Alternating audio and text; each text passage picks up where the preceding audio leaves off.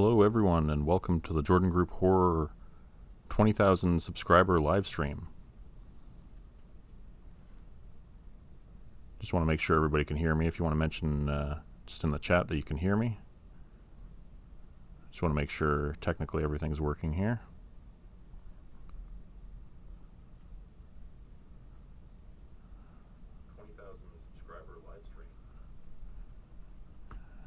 Okay, looks like we're live here. So welcome everybody.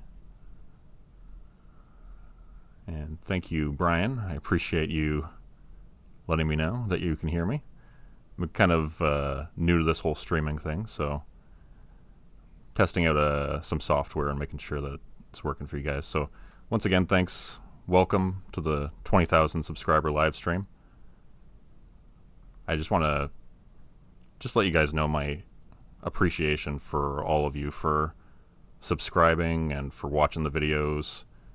Love seeing all the familiar names popping up and seeing your comments. Diane Showers, Teddy Dog, Dante Kincaid, Livingstone, all you guys, Zachary Bridges, all you guys who I've seen in the comments so many times. It's really nice to see you here in the live stream. Can't thank you guys enough for getting us here. I really am blown away in the past few months how much the channel has grown and how much people are enjoying the Hollow's End stuff, which is my personal favorite as well. So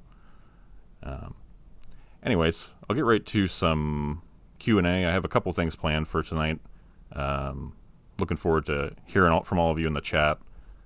Feel free to drop your questions, anything you're curious about me personally, about my stories, about the channel, plans for the future. Drop them in the comments and I'll try to get to everybody's questions. I've got a few stories lined up here, just short, kind of fun ones, like 500-word stories that usually don't do particularly well if I post them to YouTube because they're so short, but I thought they would be fun for the live stream here. They're kind of fun stories. Thought maybe we could do some little games at the end as well, if people are into that idea. There's a couple games I've done for some Twitch streams. I used to do a stream with some other writer friends called Midnight All Day, and some of you, I don't know if any of you have seen it, but there is a YouTube channel called Midnight All Day where we basically just shot the shit and talked about being Reddit writers and horror writers online, and we played a few games over there. Just trying to see if there's any questions here. Dragon Jade, how old are you? I'm 38 years old, Dragon Jade.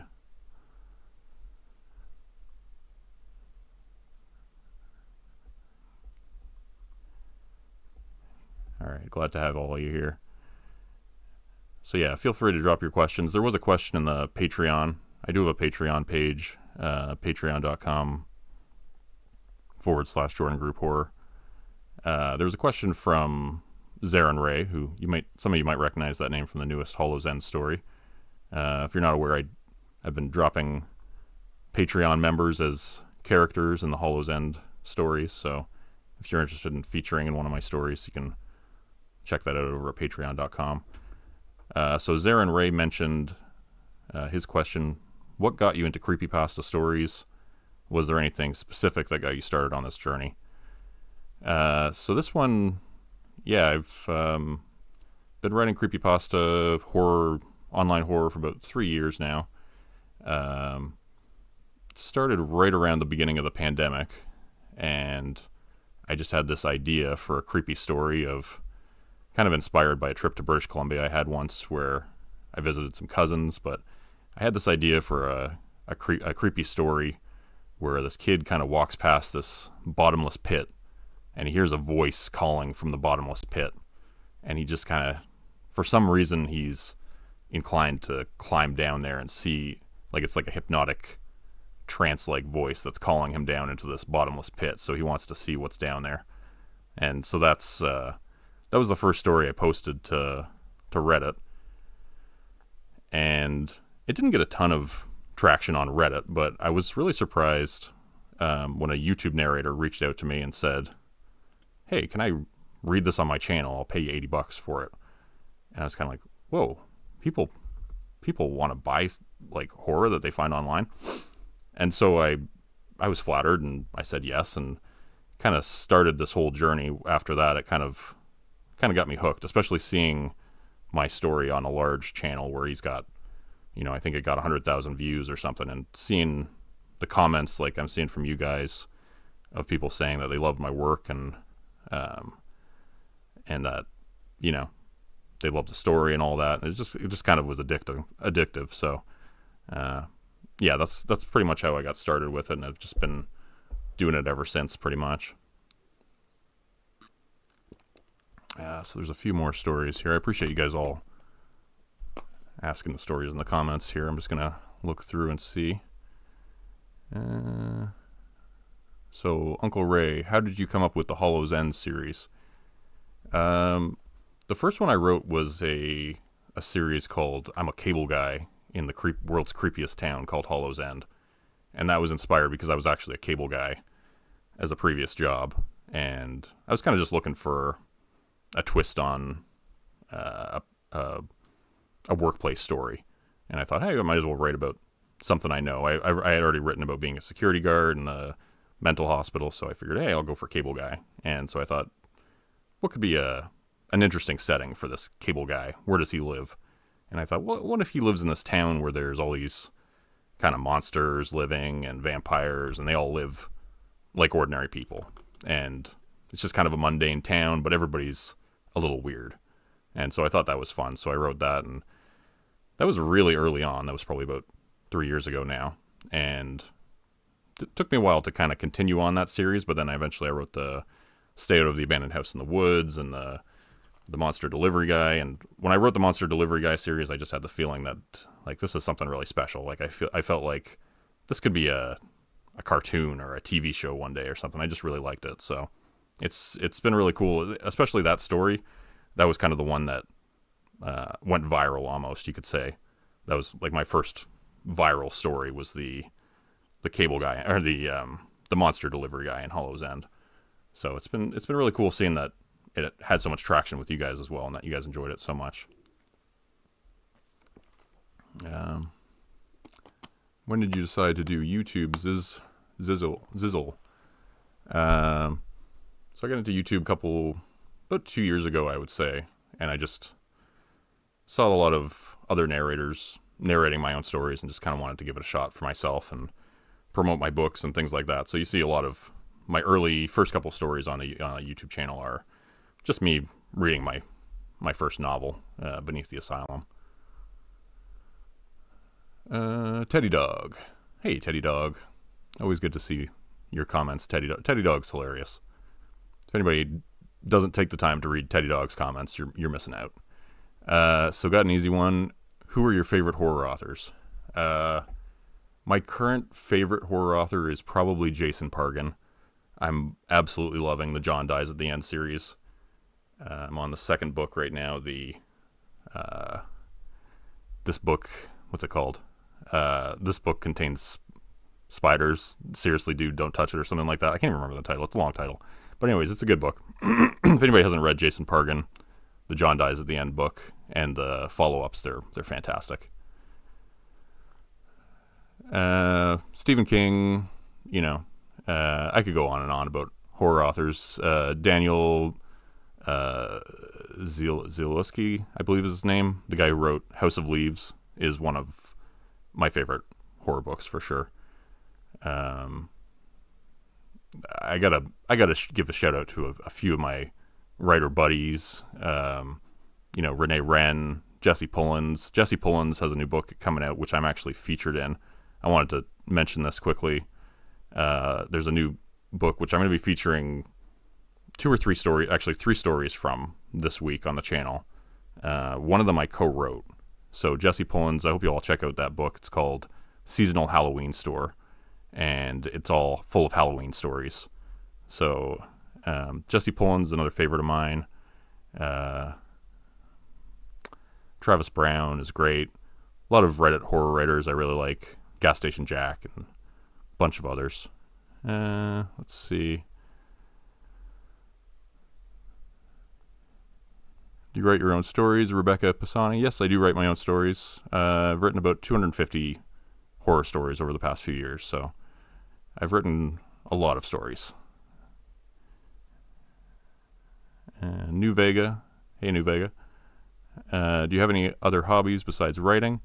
Yeah, I like to do some art. I like to play basketball, reading, movies, video games, drawing, things like that. Do some painting. I used to paint a lot more, but haven't been doing it quite as much recently. There better be more fluffy. Yeah, any more fluffy stories in the future, Tom Kowick Jr.? You have to ask the author about that one, because I didn't write that one. It was Postmortem 33, who I'm a good friend with on Reddit. He's an awesome guy, and he wrote that story. So I hope he writes more. I don't want to give anything away, but I have a funny feeling you might see more fluffy in the future. But you have to ask him. You'll have to harass him about that one. Dragon Jade. I really like the Healing Pond. I really like the Healing Pond story as well. That's one of my favorites. Teddy Dog. I'm curious if Fluffy and Cerberus, the three-headed dog who guards Hell's Gates, hate each other or sniff each other's butts like old friends. I get the feeling Cerberus and Fluffy have a heated rivalry going about who's the bigger badass, and Fluffy wins every time. But that's just my personal opinion. Teddy Dog, I scream, you scream, we all scream for intensive care. I love that elevator repairman story. I also love the elevator repairman story. It's one of my favorites as well. I keep meaning to continue that as a story after the fact, where he kind of continues on as like a demon hunter or a monster hunter for, like kind of like a supernatural type vibe. I kept meaning to do that, and I never got around to it, but I think that will eventually happen. Wolfman, will we get a recurring villain in the Hollow's End series?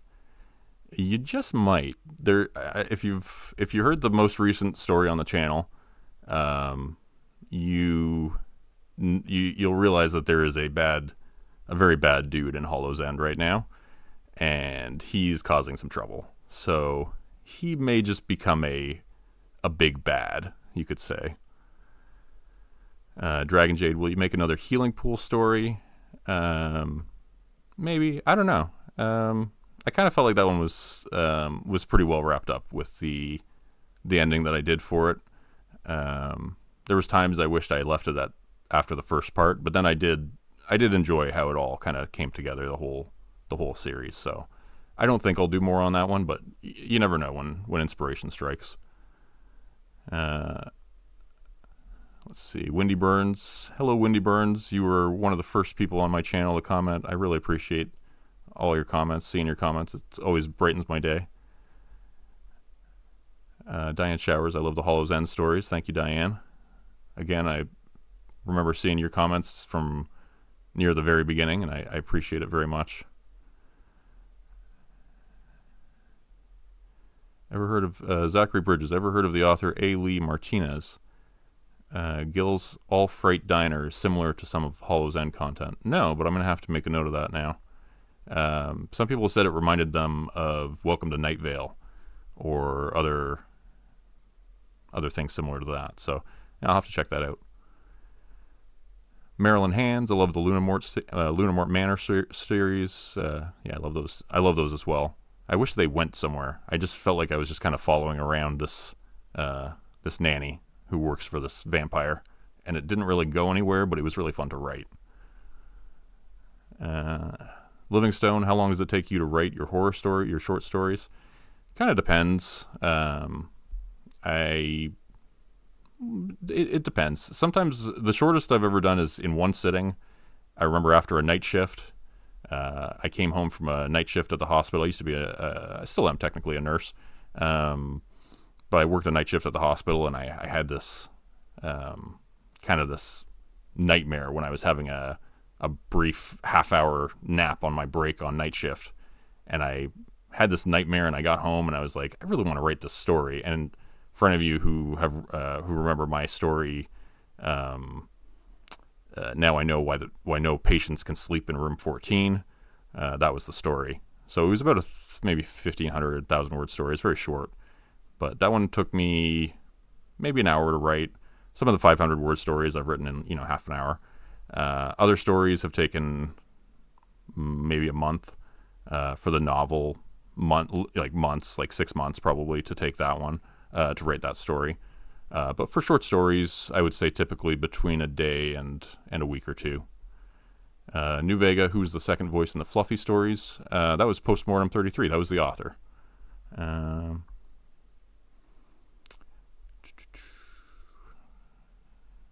So I'm going to read a quick story while we wait for a few more questions to come in. I see there's more questions coming in. I really appreciate all the questions. I'm just going to read a quick little story, just a fun one here. I'll read, this is from r/short scary stories, which is a very short scary story subreddit. And I've posted a lot there, just these little 500 word stories. So I'll read this one for you real quick after I take a sip of water here.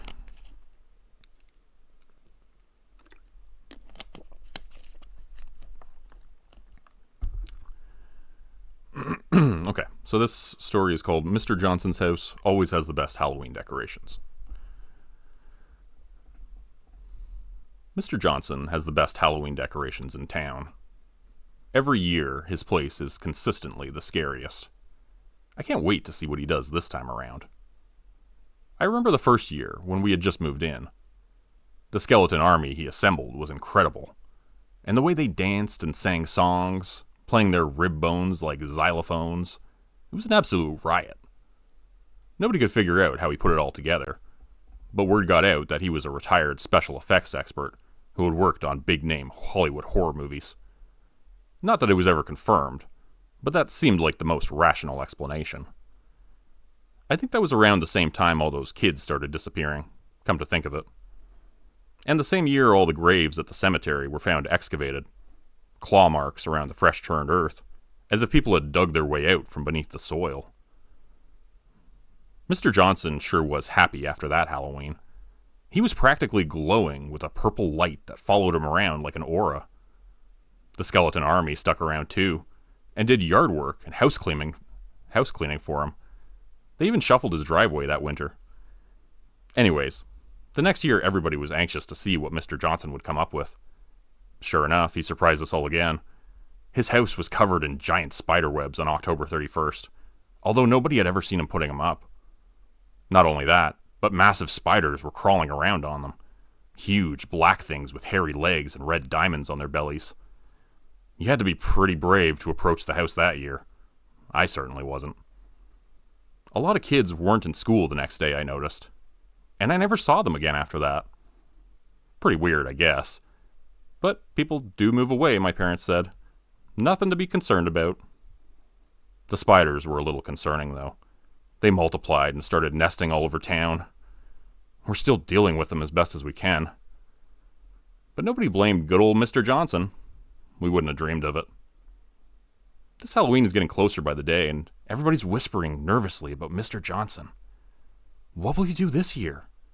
The whole town is excited, but also anxious, awaiting the 31st. Luckily, Mr. Johnson surprised us all again. He passed out pumpkins all over town, telling us they were very special gourds, and that we should keep them indoors and close to our beds at night. They'd be part of his Halloween surprise, a very special surprise that we will surely all love. The baby pumpkin sits next to my bed as I type this right now. Oh, wait. Maybe not. Where did it go? I can hear skittering noises from beneath the bed. Something crawling up my leg, up my back and neck and biting the flesh at the base of my skull. Oh, thank you, Mr. Johnson. I feel so happy, Halloween. So that was just a very short, weird story that I wrote. I think that was for 2021 Halloween. So we'll get back to a few more questions here. Let's see. Magic Book of Horror. What was your inspiration for creating a YouTube channel for narrating horror stories? So it was kind of. I mentioned this a little bit earlier, but it was kind of after having a lot of my stories read on other big YouTube channels, I wanted to kind of give it a shot for myself. And I don't know, everybody had always told me my entire life that I have a great voice. So I was just, I had run into radio people and people who work in broadcasting, and they'd say, "Oh, you have such a great voice. You're in the wrong profession. You should really be in radio." And so I just thought, maybe I'll give that a shot and, see how it goes. And yeah, never really looked back since then. It's just been booming for the past few months. Richard Hildebrandt, do you use any creative aids during your writing process?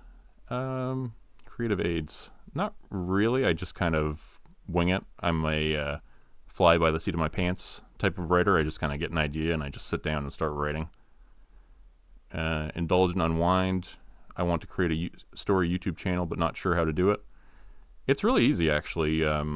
YouTube is super user-friendly. I was amazed how easy it was to use YouTube and how addictive it is to make YouTube videos. So if you are on desktop and you see your icon with your face or whatever in it, or your initials, like 2 spots over from that, there's a little camera, and it says create.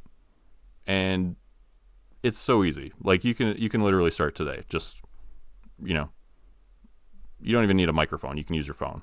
So there's no, if you really want to give it a shot and try it, I highly recommend it. Just ask permission from the people whose stories you're using. That's the one thing that I really cannot suggest enough, is don't just use stories that you find online because you think they're free. They're not. Somebody wrote that. They put a lot of hard work into it. So if you do want to create a YouTube narration channel, ask permission from the authors. It's 100% essential, and it's the right thing to do. So please do that if you're going to create a channel.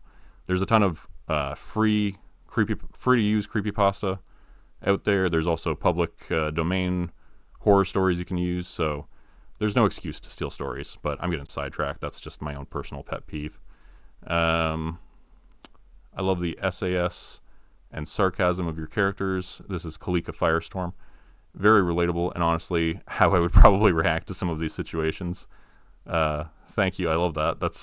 I kind of just write very much how I would react to situations. Like, a lot of people who know me and have read my stuff, they just tell me, like, it's like you're reading it to me, because it's very much your voice. It's my voice, and it's just I just kind of think how I would react if I ran into a monster or whatever.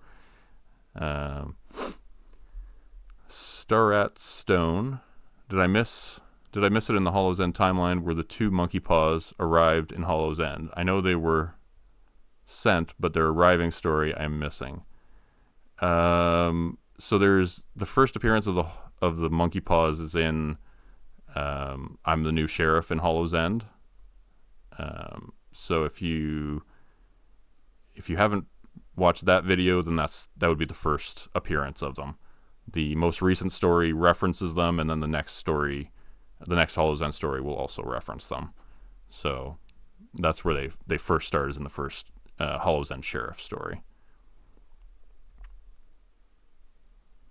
Diane Showers, I found you on Mr. Creepypasta channel. He was narrating one of your stories. I forget which one. And I went to your channel, and I've been hooked ever since. Thank you, Diane Showers. I'm a big fan of Mr. Creepypasta. He's been the biggest supporter of my work on YouTube. Like, he's narrated so much of my stuff. I don't even have a number anymore of how many of my stories he's narrated. Like, and he always asks permission, and he's always very kind and very nice about doing he's done promos for me for this channel. And so if some of you are here from Mr. Creepypasta's channel, welcome, and I cannot say enough nice things about Mr. Creepypasta. He's a great guy. Jason Newman, have to binge your channel daily on your channel. Thank you. I appreciate that. Nan Skids, better late than never. Thanks for coming.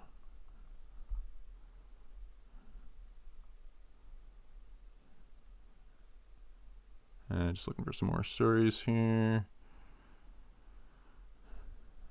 Star Edits. Have you ever had a scary experience that you've encountered personally, like in your stories, or just any scary experience? Yeah, I've had a bunch of scary experiences. Nothing really paranormal, but if anybody's read my novel, Beneath the Asylum, it is semi-inspired by true events. And so I used to be a security guard in a 150-year-old, notoriously haunted mental hospital where there's these tunnels underneath that go across the city, and there's like a labyrinth underneath the hospital. So that's kind of the inspiration for my first novel, Beneath the Asylum. And yeah, I was doing patrols at 3 a.m. out in the dark, walking around a hospital, a mental hospital parking lot, and this huge grounds in places where there was no good walkie-talkie reception, in the basements, and there was the creepiest basements you could possibly imagine, which I kind of describe in the book Beneath the Asylum.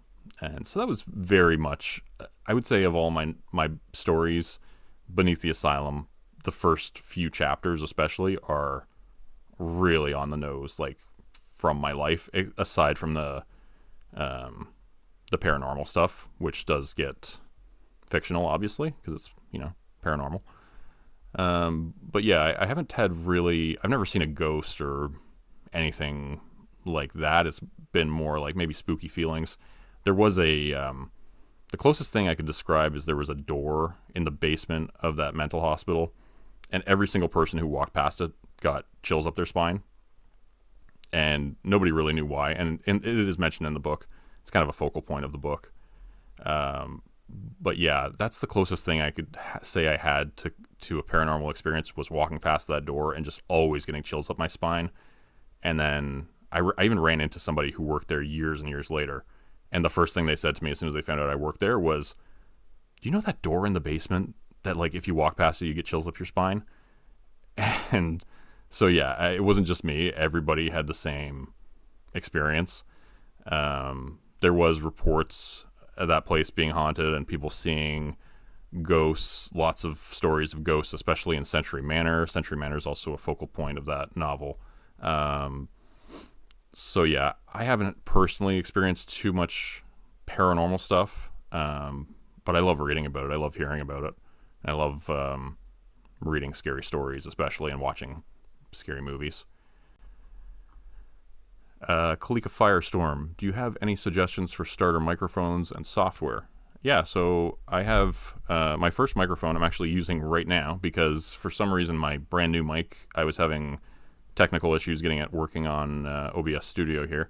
So I'm using my old mic, which is a Blue Snowball, and it cost me, I think, $100. It's probably cheaper than that even now. And so if you want to get into narrating scary stories or doing YouTube videos, I'd highly recommend it. You can also just get like a lapel mic. Those seem to be the trend on TikTok. I see a lot of people just holding them in their hand like a regular microphone. So those are probably good quality as well. But yeah, Blue Snowball was my first mic, and like I said, it was about $100. I'm using it right now. So if you like the sound of my voice right now, that's the mic I'm using. And yeah, I would recommend that. For software, I still use a free software called OpenShot, which is super user-friendly. It just reminded me of something that I used in college when I was I took 3D animation in college and got a diploma in that.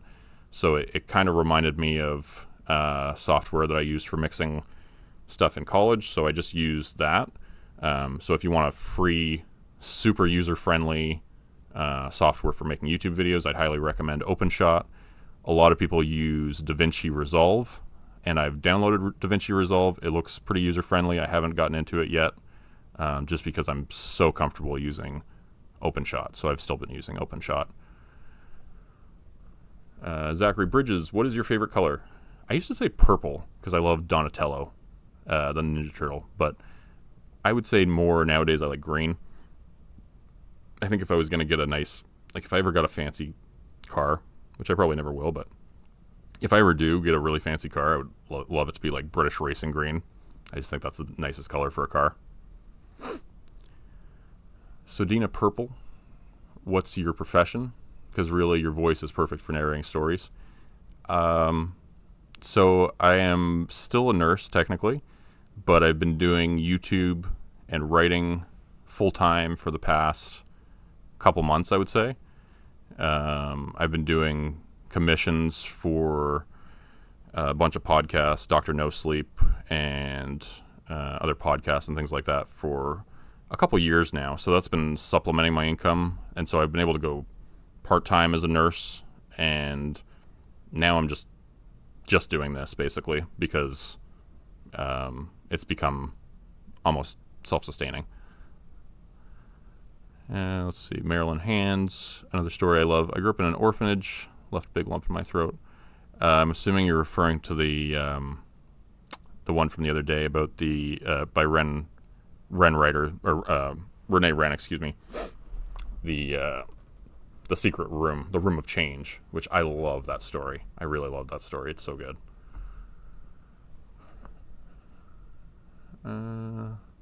Indulge and Unwind, thank you. I'm encouraged to upload one of my own stories now. I hope you do. That's awesome.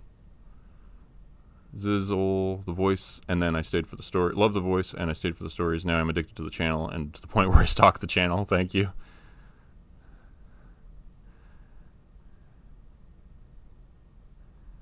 Let's see here.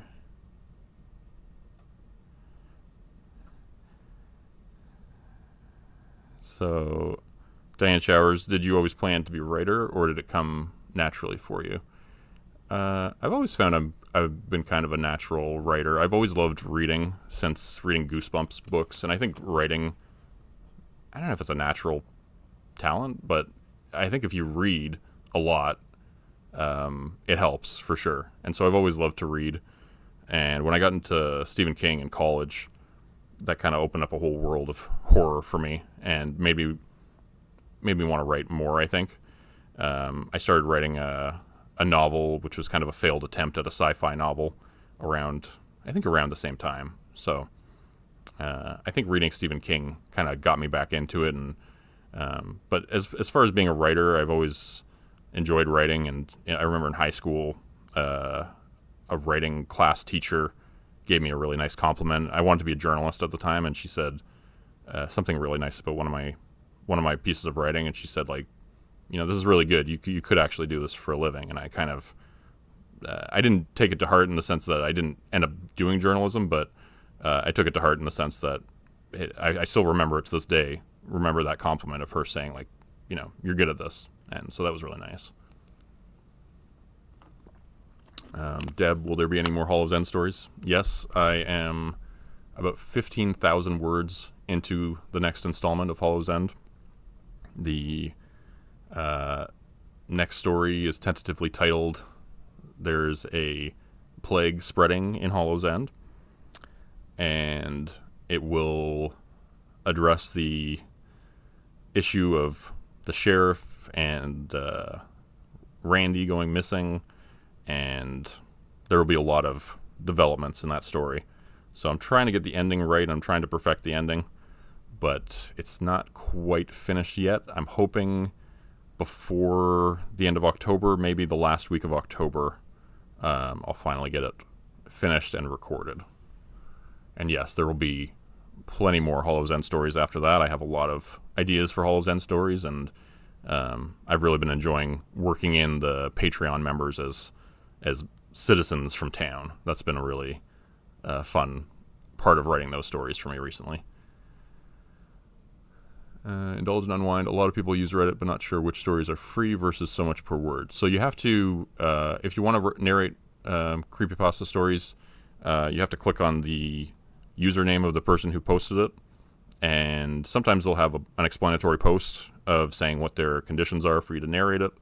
And most of the time, in the case of me or most of the writers I know, you have to just send them a private message and just ask them, can I narrate your story? If you have a small channel, a lot of people will be very kind about it and will just say, yes, just credit me and you can use my story. That's fine.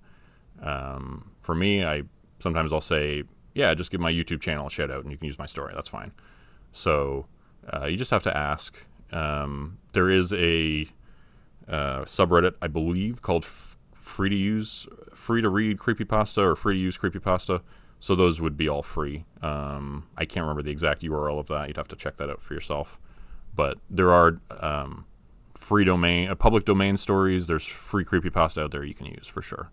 But just if you're not sure, message the author and ask them permission. I grew up in Kalika Firestorm. I grew up in an old mortuary, and it was haunted as hell. I'm kind of desensitized. I haven't spent much time in mortuaries. I'm kind of glad for that. I remember there was a friend of mine who worked at a mortuary, and he had the most messed up stories, like just really horrible stories that I probably shouldn't even share here. But yeah, the mortuaries, that's a scene for sure. Let's see. Dante Kincaid, are there any creepypasta narrators that you like? Yeah, there's a bunch. I don't know. I can't really say a favorite, but Lighthouse Horror I love. Let's see. Dr. No Sleep I really like. Mr. Creepypasta is great. Dark Somnium is great. There's a bunch of really great creepypasta narrators out there. There's one in the comments right now. One More Nightmare. One More Nightmare is another great creepypasta narrator. Here to say congrats on 20K. Your channel has rightly exploded. Thank you, One More Nightmare.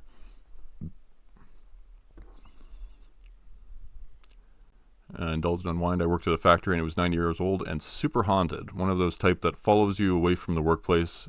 Was haunting my home and my home health clients. That's scary.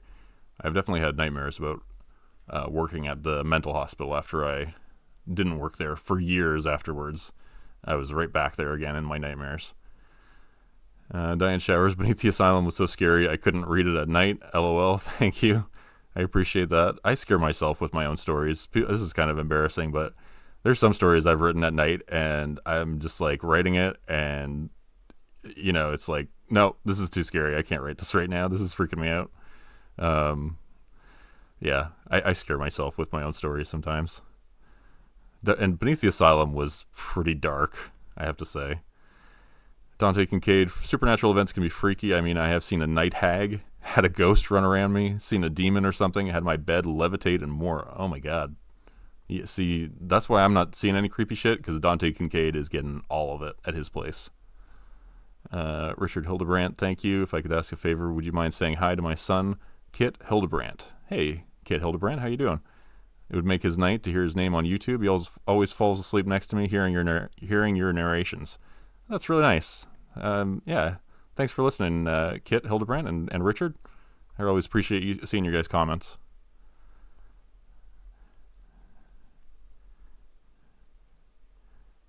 Indulge and Unwind. During Christmas was so haunted I left work and got fired. Was too scary. My husband was saying something touched his foot after I left work at that client's house. The TV turned on by itself. Oh my god. Yeah, that's creepy. I feel like supernatural stuff. Some people, I have heard this, that some people are more attuned to it than others, and if you are more attuned to it, things will follow you or will more appear to you more. I'm just glad I'm not one of those people, because that is so creepy. Magic Book of Horror. Do you have any pets? I do. I have one cat. I used to have a couple Cocker Spaniels. They passed away a few years back. So my one cat I have right now is named Arya, named after the Game of Thrones character, who was my favorite Game of Thrones character. And don't even get me started about the TV show. The books were good, but yeah, now I've just been waiting for too long for the next one, so let's just not even talk about that. Can you say hi to my husband Tad? He's next to me listening. I told him you are my favorite writer narrator in YouTube. Hi Tad, how's it going? Thank you for the comment, Zizzle. I appreciate the kind words.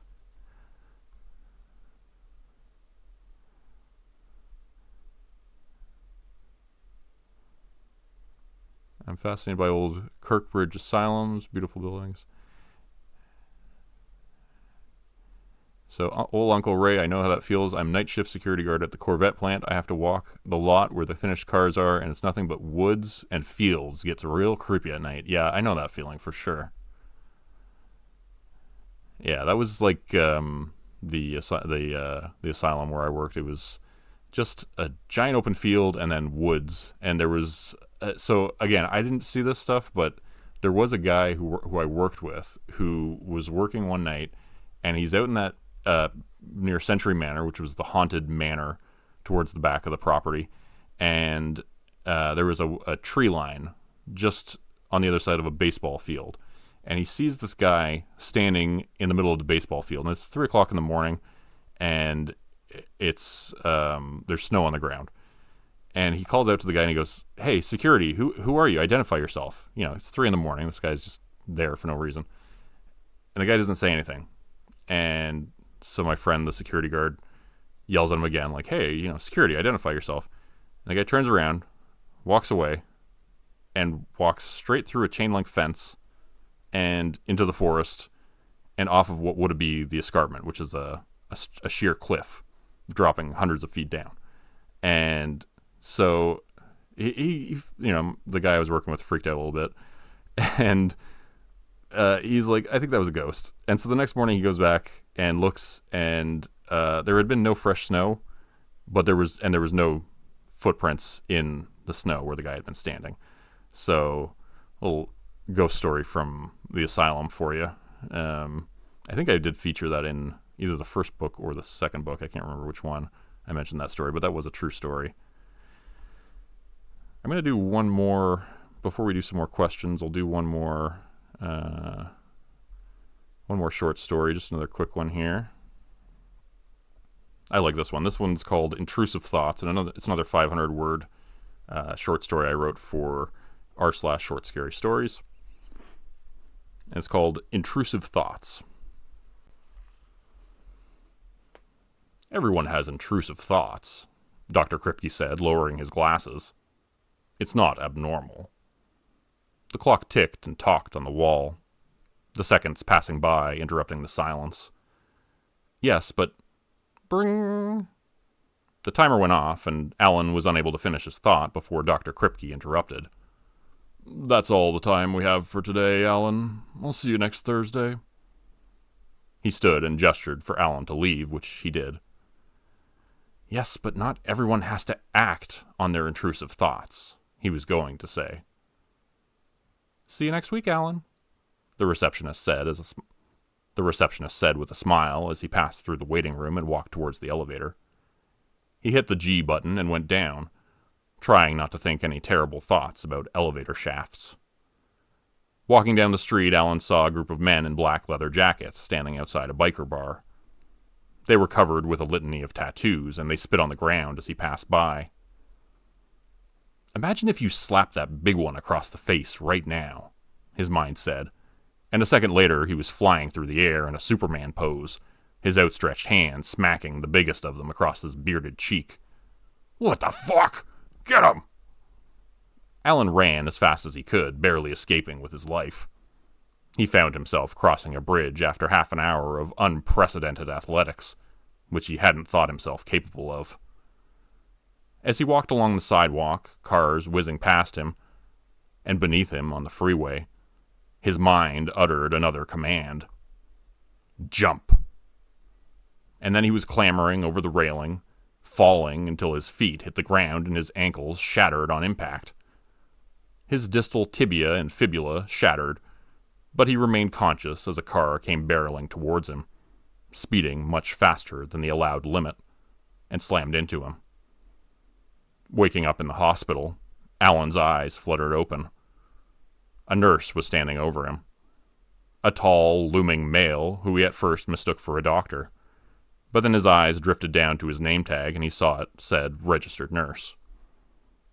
Alan couldn't say anything yet. His jaw was wired shut. But his mind was running around in frantic circles, and he hoped perhaps his problem had solved itself. Maybe whatever trauma he just experienced would reset his circuit breakers and make the intrusive thoughts go away. Or maybe he could at least ignore them again. Code white, E3. Code white, E as in Edward 3. Code white, E3. A dry voice said over the PA system, and the nurse who was hovering over him suddenly left the room in a hurry. Unfortunately, he left a needle with an uncapped syringe on the table beside Alan. And as his frantic eyes traveled over to it, he found himself thinking only one thought, right before his hand reached out to grab it. Jab that needle into your eyeball. So yeah, that's a creepy little story. If you've ever had intrusive thoughts, maybe that one will resonate with you. I think everybody's had intrusive thoughts, but the idea of not being able to ignore them and having to follow them is especially creepy, I thought. Let's see. Some more questions. We'll go to some more questions here. Deb, have you ever been recognized out in public by someone hearing your voice? No, but that is that was one of my fears when I first had my first book published, was that I'd be at work as a nurse and a patient would recognize me from the back cover of my book. I don't know why that kind of freaked me out, but it did. But no, I've never had anybody really recognize me. I've had people tell me that they'd heard my stories or things like that, but no, I haven't been recognized in public yet. Mr. Brinkman 721, hey man, love the narrations you do and the stories you read and also write. Thank you, I appreciate that.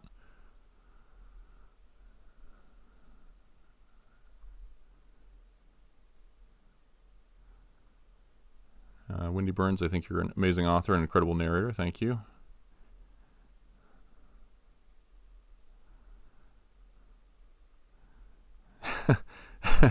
Mushnor, hey Mushnor. Was the story about me? I think I wrote that story when I found out you had broken your leg, actually. So it might have kind of been a little bit about you.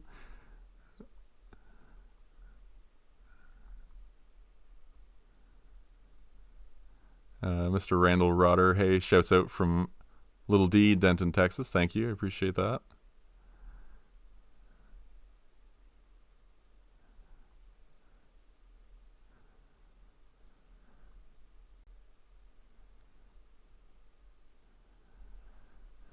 Zachary Bridges, do you play any role-playing games like D&D or Pathfinder? Yeah, I've actually been playing a bit of D&D with some buddies. I did a campaign I was a DM for one campaign that we did, and then my friend who's got more experience being a DM is currently the DM for our current campaign. So I was kind of behind. I had to come up with a bard character for that. So yeah, that's been really fun. I do like playing D&D. I've just started getting into it recently, but I've been really into D&D podcasts for a while, even before I started playing it. My favorite podcast is this one called Dungeons and Daddies, which I think is hilarious. But it's all about these 4 dads who get lost in the Forgotten Realms and have to rescue their kids from the Dungeons and Dragons world and save them and bring them back to the real world. So yeah, I do like Dungeons and Dragons. And hey, G-Trip is here. Hey, G-Trip. G-Trip has been is an awesome author, a friend of mine, and he's written a few stories for the channel. The most recent story that he wrote, I really enjoyed. Let's see. Yeah, the backroom story, and the detective, the police detective trying to solve the cold case, where he goes into the church with the stained glass windows, was awesome.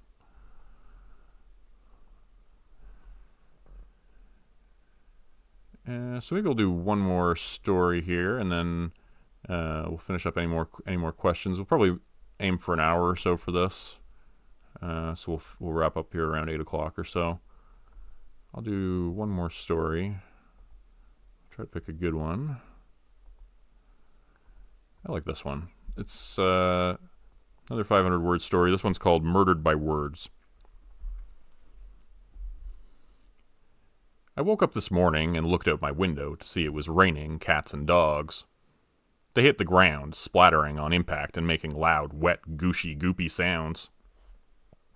Yawning, I stretched and dragged myself out of bed with an effort.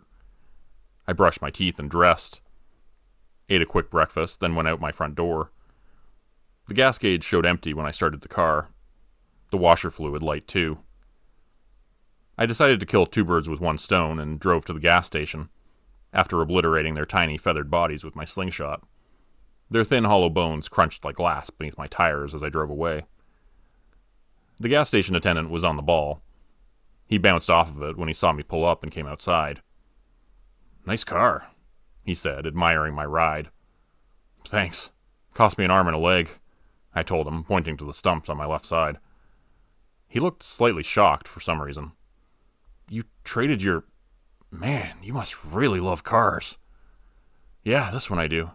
I always fantasized about owning a Porsche, and finally, after all these years, I managed to get my... hand on one of them. Piece of advice, kid, don't give up on your dreams." "Who the hell would trade a car for body parts, and why?"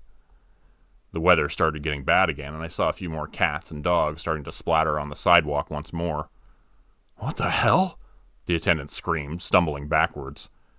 More animals were falling from the sky now, soaking the streets in blood, which ran down the sides of the road into the sewers.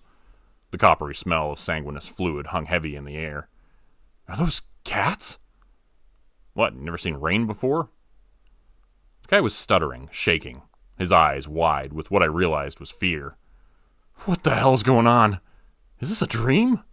he asked, pinching himself. I could tell the guy was on something. He was acting as if he had never witnessed a rain shower. Sure enough, his boss opened up the door to the gas station and popped his head out. "Jackson, what are you wasting this man's time for? Pump the damn gas already. You're on thin ice as it is." The attendant looked down to his feet and saw the ice was indeed cracking beneath him. It broke with a crash, and he fell down into the frozen waters beneath the gas station. His face came up to the surface, but not where he had fallen in. A current had taken him a little ways away, and now he couldn't find the hole to climb back out of the water.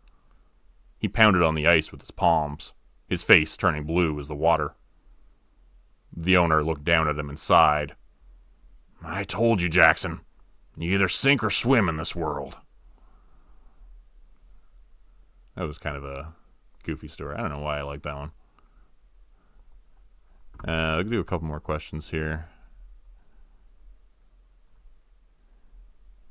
The story, horrifying creature lives in a cave beneath the Greenbrier Valley. Where did you get the inspiration to write that one? I didn't write that one. Wasn't actually me. It was Saturdead, which has a lot of great stories. I do have a few cave diving horror stories, which the inspiration for those came from just hearing and watching videos about cave diving, and it just scares the shit out of me. I don't know why anybody would ever do that. It seems like a death wish, but to each their own.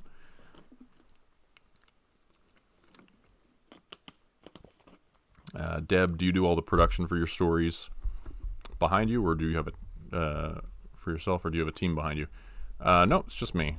I do use some of the stories from other writers with their permission, and I appreciate that very much. Other writers letting me use their stories, but I make all the videos myself and do all the editing and thumbnails and everything myself.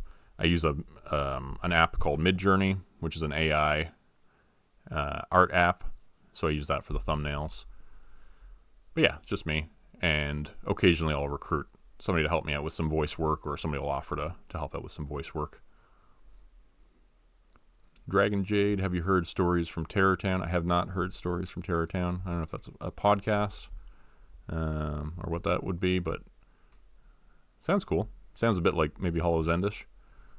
G-Trip, hey guys, just hop back in. Hey G-Trip. Always happy to see you here. My Schnur, stained glass windows was awesome. I agree. It's good to see you guys here.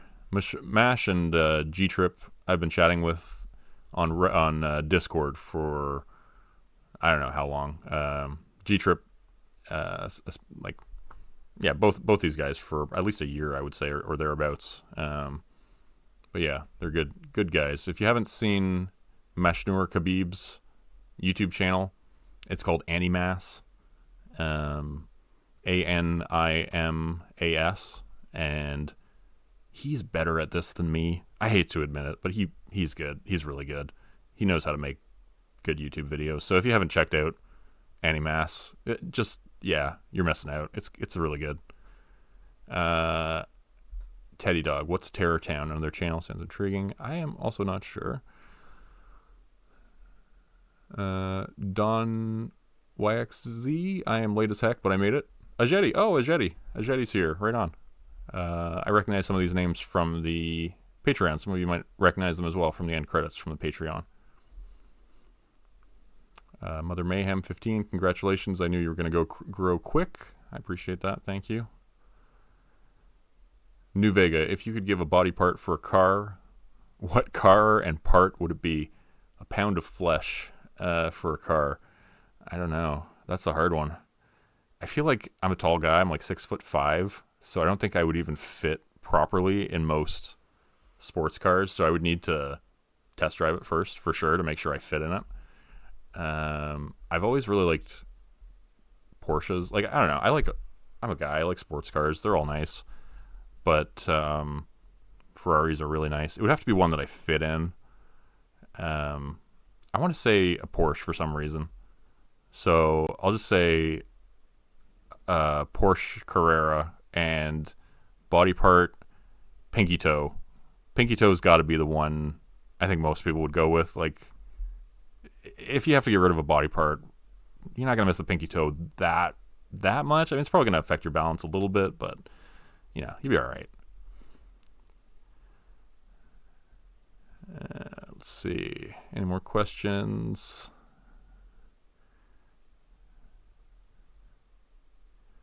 And Animass is signed in as Mash is signed in as Animass now.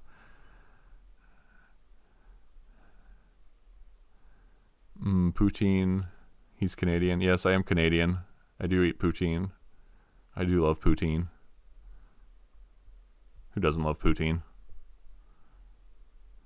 Dante Kincaid, have you read any of Joe Hill's? Oh, I forgot to mention Joe Hill when people asked me about my favorite horror authors earlier. Yes, Joe Hill is awesome. Nosferatu was one of my top books that I've ever read for sure. It's definitely, it's right up there, probably top 10. Yeah, Joe Hill is amazing. I'm a wimp, so I couldn't even get through Heart-Shaped Box. I'm not going to lie. I got halfway through twice, and it was just too dark and too scary for me, and I put it down and I never picked it back up again. It's not that it's not a good book. It was just too dark and too scary for me. So yeah, you guys can make fun of me if you want. I'm a wimp when it comes to scary stuff. I've already admitted I scare myself with my own stories. I haven't read Lock and Key. I saw it was on Netflix, that series, but no, I haven't read it. It looks interesting though. I would read it for sure.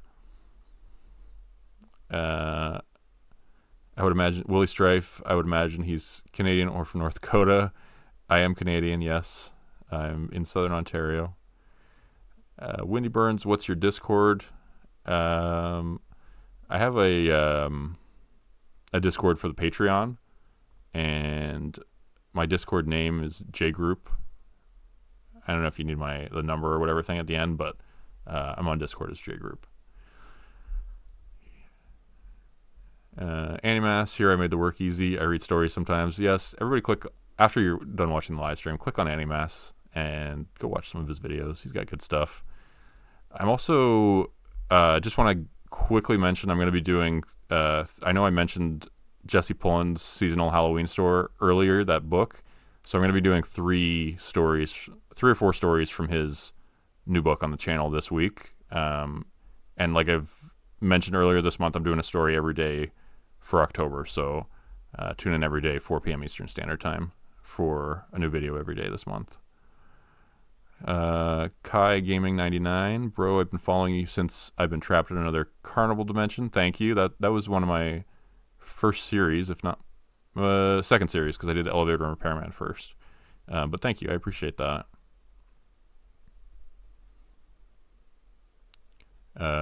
Mother Mayhem, no way is better than you, but I'll check it out. Thank you.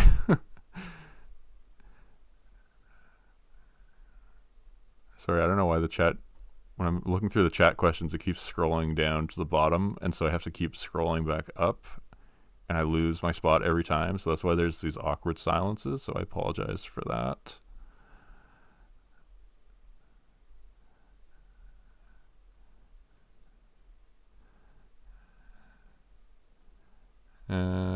Willie, Don YXZ, Pinky Toe for a car, where do I sign up? Dante Kincaid, speaking of a pound of flesh, that reminds me of the opening of one of the Saw movies where they had to give more weight in body parts. Bone is heavier than fat. Oh my god, that would be not a good predicament. I remember that part of that movie. Yeah, that was horrifying. All the Saw movies.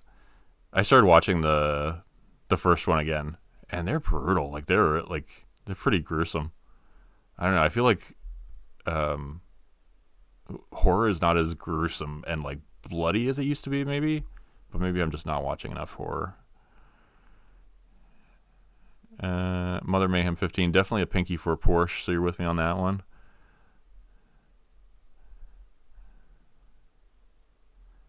Kai Gaming 99. Literally, my dream is you, Animas, and Vildith 22 doing a 2-hour collaboration together. I haven't talked with Vildith 22, but I am aware of them for sure. Or Vidith. I don't know why I always read that second I as an L, and I keep saying Vildith. Vidith 22. Yeah, I've listened to some of their stories. We interact with some of the same authors, but I haven't chatted with him. But yeah, maybe one day the three of us can do a collab. That would be cool. It seems like his channel is doing really well. Animas, I don't consume horror content either, brother. It's not that I don't consume it. I'm just a wimp. Like, the new It movie was my max for scariness. Like, I can't handle much more scary than that. One of my favorite horror movies ever was Event Horizon, which still terrifies me. But that one was about like a spaceship that gets lost and this rescue crew goes to find it, and then it turns out the spaceship went to hell and all the crew members got possessed or whatever. But yeah, that's like kind of my limit for scary movies. Anything with demons, stuff like that creeps me right out. I was raised Catholic, so got that good old Catholic guilt and terror of demonic creatures for some reason still. So yeah, anything about demons creeps me out. Exorcist, no thank you. Too scared. I'm sorry. I know everybody loves The Exorcist. I'm a wimp. Jordan, you're tall. Windy Burns. Jordan, you're tall. Are you married, single, etc.? LOL. I'm currently single. Yes, I'm tall. I'm 6'5". Richard Hildebrandt. What part of Canada do you hail from? I live in Southern Ontario, kind of in the GTA, Toronto area. That general region.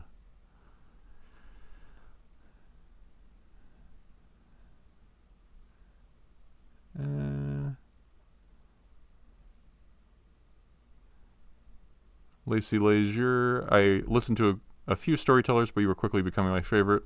I enjoy the sarcastic characters and the way you read their lines. Thank you. I appreciate that. I love writing sarcastic characters. I'm very sarcastic myself. I like dry humor. That's kind of my sense of humor. So, yeah, that's my voice. I feel like is the dry, sardonic wit.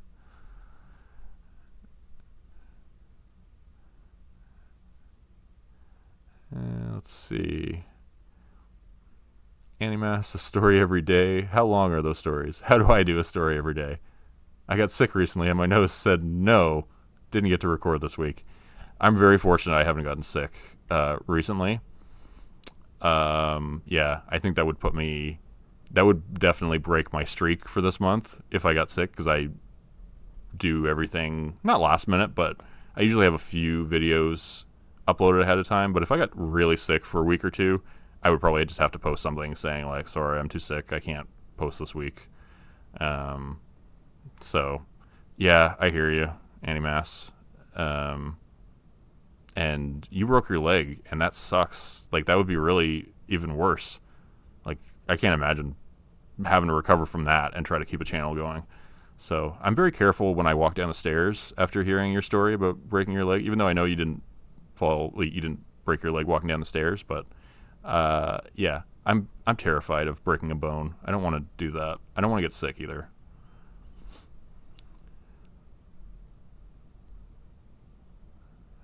Hey, Musie's Modern Dreadfuls and Tales of Terrors here. Musie was in one of my stories on the channel here. Hopefully there'll be another story featuring Musie at some point. That's why the collab always starts after October. I was in a collab with Musie's Modern Dreadfuls and Dr. Creepin, where we did that story, the Chopping Block, which was kind of like the Chopped show with demons and stuff. And Musey also helped with a story on this channel called, what was it called? Marigold, the creepy doll one in the hospital. I forget the name now. But yeah, Marigold, the animatronic doll, is not what she seems, or something like that. But yeah, Musey's a very talented voice actor with her own YouTube channel, so I highly recommend checking out her channel as well. Musey's Modern Dreadful there.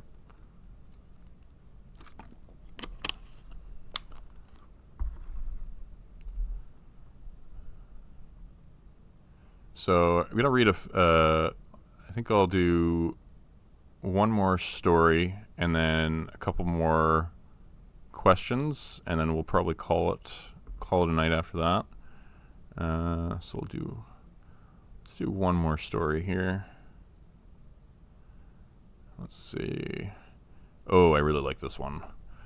This is a story I expanded. I have a new short story collection that's going to be coming out before Christmas. I don't have any information about it yet, but keep an eye out for. I'll have more information on the channel before Christmas.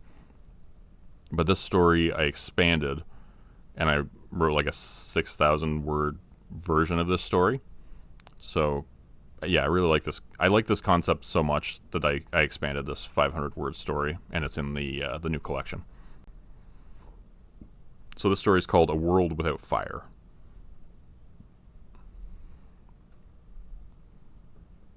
Everyone thought that cavemen were imbeciles. All they had to do was put the pieces together to build a fire. To invent fire, you only need a few things: tinder, air, heat, and friction. Those combined were all that was required for man to move from the treetops to the forest floor. A flame to scare away predators, to light their way at night and allow them to capture prey, and cook the meat which their hunt provided. To advance to the next level. But what if fire was not something earned, but something given?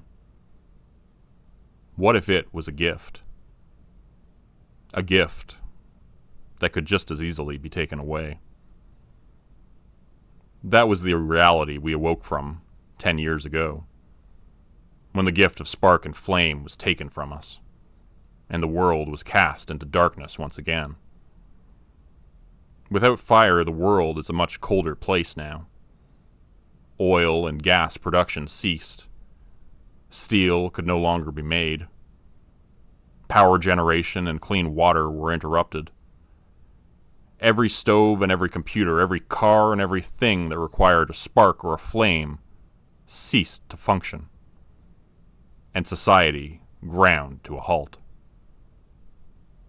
We've been living underground for the past year, trying to survive the constant onslaught of marauders who roam the lands, ruling what's left of society. But now there's a new problem. What none of us had ever considered was that the fire gifted to mankind served another purpose: to ward off the things that ruled the earth before we did. Things born of Things born of darkness and shadow. Things which hunt in the night without requiring any light. The new dominant species. They're outside now, trying to get in. I can hear them groaning and wailing like banshees, their claws tearing at the steel bars which serve as our protection, sealing the doors closed upstairs. My wife huddles closer for warmth, and I pull the blankets more tightly around us, shivering in the darkness. It is quiet for a moment, and then a sound of something breaking through the threshold shatters the silence, and there are clawed footsteps clicking across the floorboards above us. I can hear their rank breathing and imagine their snouted faces hunting for our scent in the air. And then they begin down the stairs, moving toward us. They pass swiftly and surely over the floor tiles of the basement, racing towards our hiding place, no longer hidden. Only one more barrier is in their way. This one is far more flimsy than the last. They scratch and wrench the door against its frame. The wood heaves and buckles, deformed and twisted in a few short seconds. And then the frame snaps like popsicle sticks and the door crashes in, splinters flying everywhere. They burst through, jostling for position, and are upon us a second later. Our screams sound out loudly, but no one hears them. In an empty world without fire.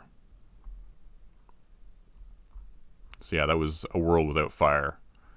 I really like that one. It's kind of reminds me of, what's that movie, Bird Box? The one where people have to they have to wear blindfolds or something. They have to like hide. They can't look at the. I don't know. Maybe I'm remembering that wrong, but yeah, that's kind of where the idea sort of came from for that one. But yeah, I expanded that one, and I really enjoyed the expanded version of that story as well. So that'll be in the new collection. Just gonna look up and see.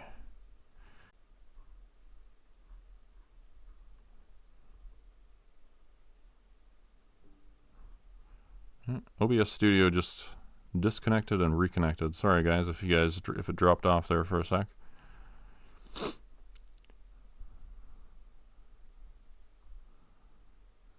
Sorry, I'm trying to find my last question here. Oh my god.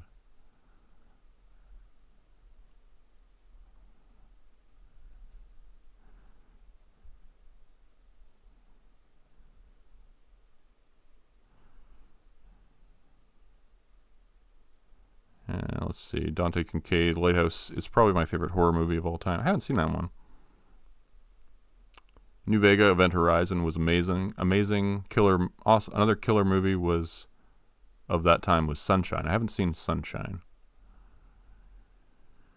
Animass. I remember the old days when my leg was broken. I gave you YouTube lessons. Look at you now. Oh, how they grow so fast. Yeah, I really owe Animass huge thanks because he showed me how to make thumbnails. I had some crappy thumbnails. If you guys look back at my old thumbnails, they're terrible.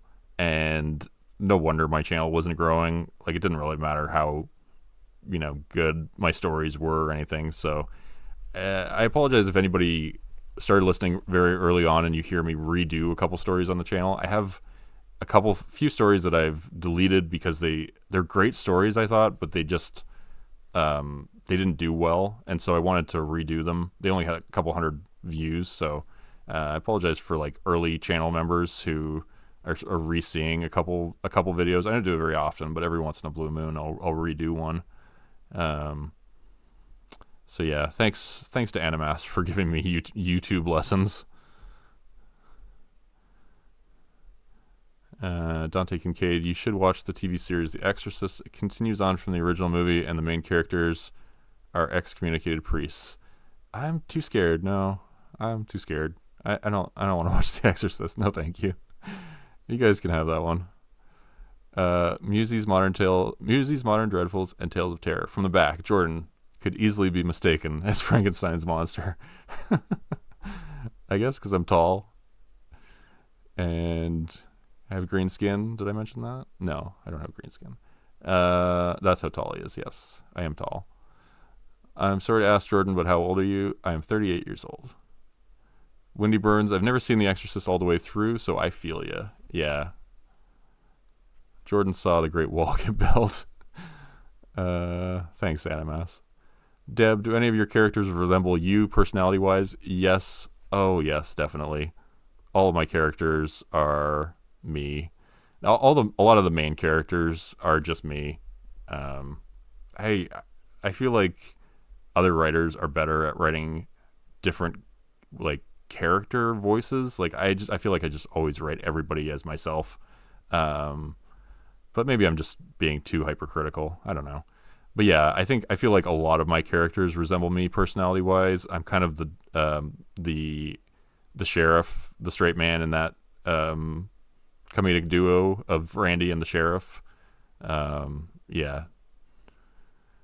G-Trip, how much would it cost for you to record a story imitating my voice? The world needs more Southern Jordan. Yeah, I kind of did a bit of a Southern accent at times in some of my stories. I don't know why, I just kind of fell into it. I was listening to this podcast, Campfire Tales, and he's got kind of that accent, and I just, especially early on, I feel like I just started doing that a couple times, and I don't know why. But yeah, I kind of like the Southern accent. It sounds good. I like G-Trip 14 has a great accent. So if I could do your accent, I would do it all the time for the channel. Animass, remember you saying you broke a bone. I hope your leg is better now, Animass. I hope your channel is growing more too. Please, everybody check out Animass's channel. He's awesome.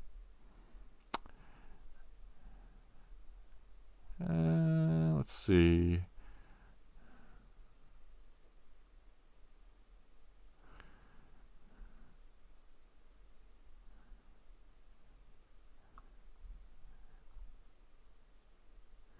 Oh, Jesse Pullins is here. How we doing, fam? Hey, Jesse. It's great to see you here, Jesse. I was just plugging your book a few minutes ago.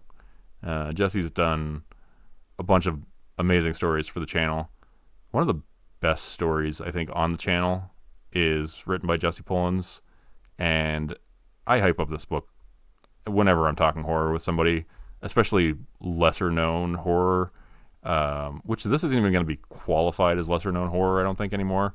But Paper Mache Man by Jesse Pullins is just such a great story.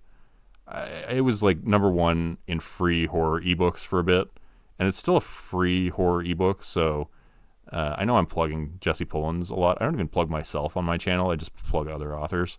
But Jesse Pullins has some great stuff, and especially Paper Mache Man is really awesome. So yeah, check out that guy's stuff on Amazon.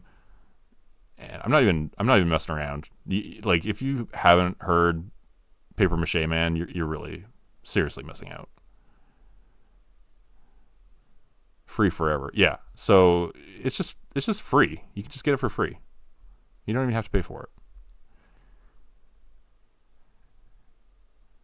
it. Diane Showers, I never saw The Exorcism and I never plan to. I'm not Catholic, but even I have lines I don't cross. Yeah. There's something about demons. They're just creepy. Kai Gaming 99. Jordan, what video took the most time?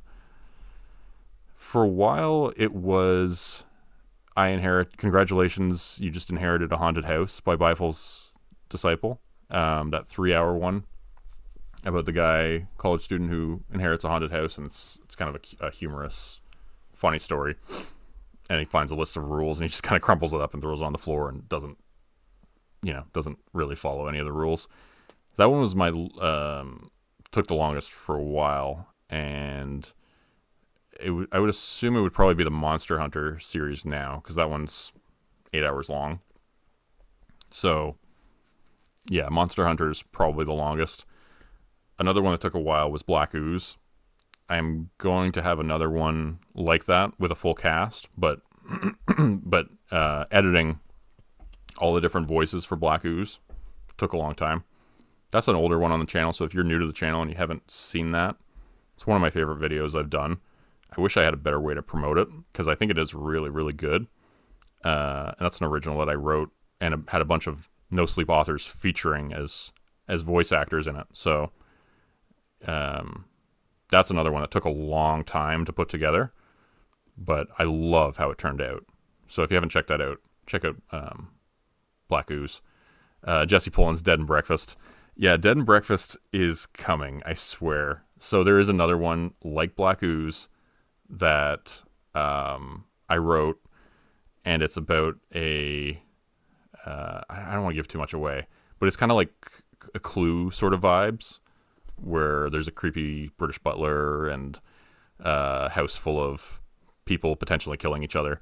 So Dead and Breakfast will take a long time to put together once it's finished. Jesse Pullins, G-Trip 14, a few other great No Sleep authors will be featuring in that, as well as Musie's Modern Dreadfuls, and myself, obviously. So look out for that one. One day, it's coming. I gotta get all the voice lines in first. Diane Showers, oh, I love The Inherited Haunted House. That one was so good. I love that story too. It was so funny. That was one where when I knew that I was gonna start doing more long stories on the channel, I thought of that one right away, and I looked on YouTube to see if it had been narrated anywhere, and it hadn't been. At least that I still couldn't find. I don't think I can even find it still to this day, except for my narration of it. But I remember reading it when it came out and just loving that story. And I've chatted with Bifle's Disciple, and I know him a little bit online. So that one, like, right away, I knew I had to do that story on the channel. It was so good. Still one of my favorite stories I've read. All right, we'll do like 2 more questions. If anybody's got any more questions, drop them in the chat, and I'll answer them for you, and then we'll call it a night at that. I really appreciate you guys being here, and once again, for helping get here to 20,000 subscribers. I cannot thank you guys enough. I was hoping to get here one day, but the fact that the channel has blown up in, I think, the past 3 months, thereabouts, we've gone from 10,000 subscribers, might even be less than that, might even be 2 months. We've gone from 10,000 subscribers to 20. So we basically doubled in the past couple months. And before that, it had doubled, before that in about a month. So the growth of the channel has been amazing, and it's all you guys. Like, I make the videos, and if it wasn't for you guys watching them and commenting, this channel would still be unheard of. So I owe it all to you guys. So thank you.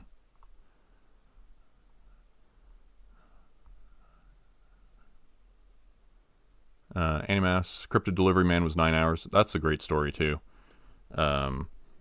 Yeah. I need to do more long stories. I think the Monster Hunter is the only long one I've got here.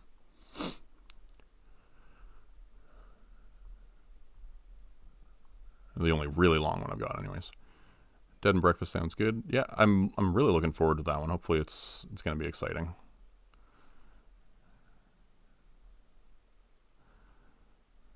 Jesse Pullins, what's your favorite cheese, Jordan? Let's see. You know what's a really good cheese is Maytag Blue. Jesse's making fun of me because I'll just not even say anything in Discord some days, and people will be chatting, and I'll be busy or whatever, and then they were just all chatting about cheese, and I was like, oh, cheese? You guys talking about cheese over here? And I just jumped in what's the word on the cheese? So yeah, I like Maytag Blue's good. Triple Creme Brie is good. I like an old cheddar. I don't know. Cheese is tasty. You don't want to overdo it with cheese, though. Pizza cheese on pizza is good. Let's see.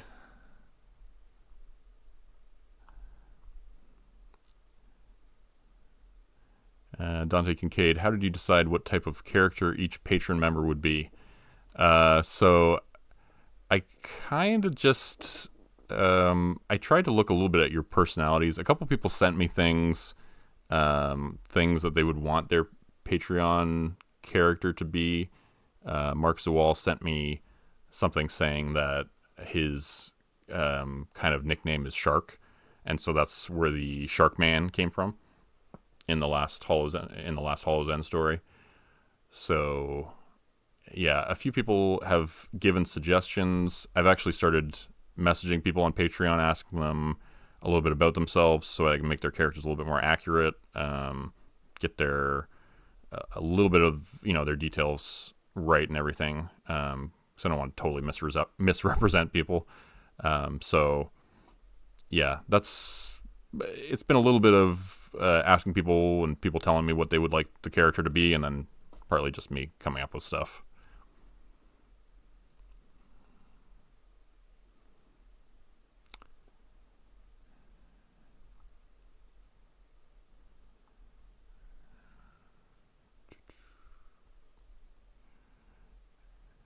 All right, so if that's it for all the questions, I think we've been going for about almost an hour and a half now, so I think we'll call it a night.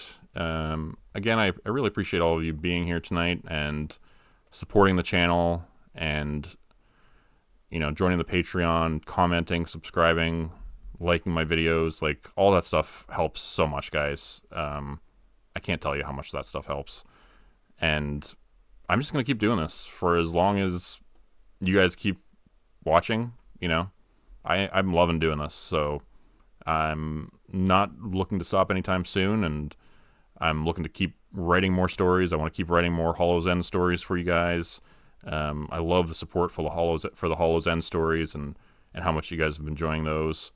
And so, yeah, I'm looking forward to the next 20,000 subscribers and another 250 videos, however many videos we got up now. I think we're like 281 videos now. So it's been a whirlwind the last few months, and yeah, I owe it all to you guys. So thank you. And yeah, it's been really cool chatting with you guys. I'm gonna have to do this again soon. Maybe when we do 25,000 subscribers or 30,000 subscribers. You guys let me know. Let me know in the comments when you want me to do another one of these, because I had fun doing this. I had a lot of fun chatting with you guys. Mother Mayhem, will we ever get to see you? Thank you for being you. Thank you. Maybe one day I'll start doing like the Lighthouse Horror style or the Campfire Tales style. There's another good YouTube narration channel, Campfire Tales. Maybe I'll start doing that at some point where I start putting my face at the start of the video. But for right now, I'm just gonna keep doing it the way I've been doing it. But maybe at some point I'll start doing that. But anyways, it's been awesome talking with all you guys, and yeah, I hope everybody has a great night. And I just want to say again how much I appreciate all of you. All right, take care.